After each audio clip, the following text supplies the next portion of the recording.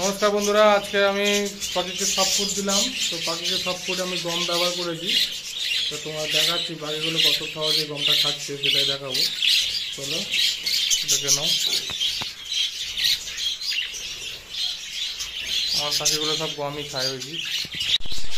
দেখো বন্ধুরা, পাখির সব ফুটে আমি গম দিয়েছি। গমটা কেমন খাচ্ছে দেখো, ওরা ফুটকি করে দেখতে পাচ্ছ তোমরা। দেখো,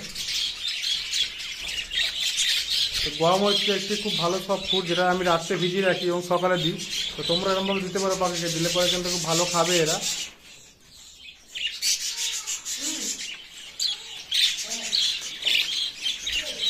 দেখতেই পাচ্ছ কেমন খাচ্ছে পাখিরা।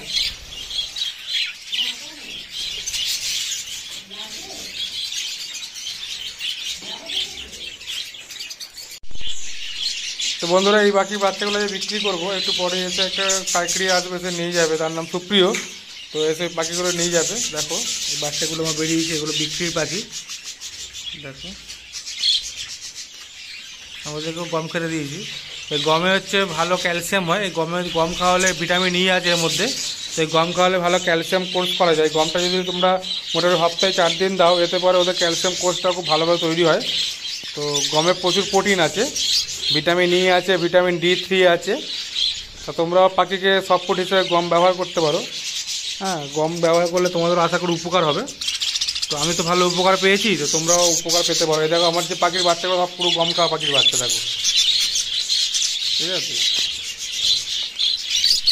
এই পাখির বাচ্চাও খাবে, পাখি বড় বড় পাখিরাও খেতে পারবে, বাকি বাচ্চাগুলো খেতে পারবে, কোনো অসুবিধা নেই। তোমরা এরকমভাবে গম ব্যবহার করতে পারো। তবে গমটা রাত্রে ভিজিয়ে রেখে পরের দিন সকালবেলা দেবে। 24 ঘন্টা আগে ভিজিয়ে রাখবে গমটা, ঠিক আছে। তো যদি ভিডিওটি ভালো লাগে একটু লাইক কমেন্ট করে দিও, আর চ্যানেলটি সাবস্ক্রাইব করে রেখো নতুন নতুন ভিডিও পেতে গেলে। তো বন্ধুরা, এই পাখিগুলো আমি রেখেছি পাখিকে জোড়া দেবে বলে। প্রত্যেকটা পাখি এই যে দেখছো পুরো রেডি হয়ে গেছে। এরা হচ্ছে পুরো, এই দেখো মেল এগুলো, আর এগুলো হচ্ছে ফিমেল পাখি। এগুলো সব রেডি হয়ে গেছে, রেডি পেয়ার। এবার এগুলোকে আমি নিয়ে পুরো সেট আপ বসাবো বলে রেখে দিয়েছি। এখানে 25 জোড়া মতন পাখি আছে, 25টা মাদা এবং 25টা আড়া। এগুলো আলাদা করে রেখেছি, এগুলো একসাথে জোড়া দেবো বলে। তো এর জন্য আমি আলাদা একটা ঘর বানাচ্ছি। তো এই ভিডিওটাও নিয়ে আসবো তোমাদের দেখানো, যে কলোনি প্রোগ্রেসে কীভাবে আমি পাখি ছাড়বো। তো সেই ভিডিওটা তোমাদের দেখাবো। তো এদেরকে রেডি করছি, রেডি করে তারপর তোমাদের ছেড়ে দেখাবো, ঠিক আছে। তো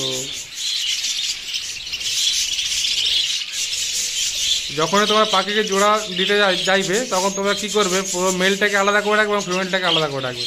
যেমন আমি রেখেছি, ফিমেল আলাদা আছে এবং মেলটা আলাদা আছে। দেখো এখানে পুরো সব মেল আছে, 26টা মতো মেল আছে এখানটায়, আর এখানে 25টা মতো ফিমেল আছে।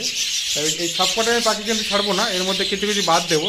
তো তোমাদের সেটাও ভিডিও করে দেখাবো, যে কলোনিতে পাখি ছাড়তে গেলে কয়টা ফিমেল দিতে হয়, কটা হচ্ছে মেল দিতে হয়, সেটাও দেখাবো।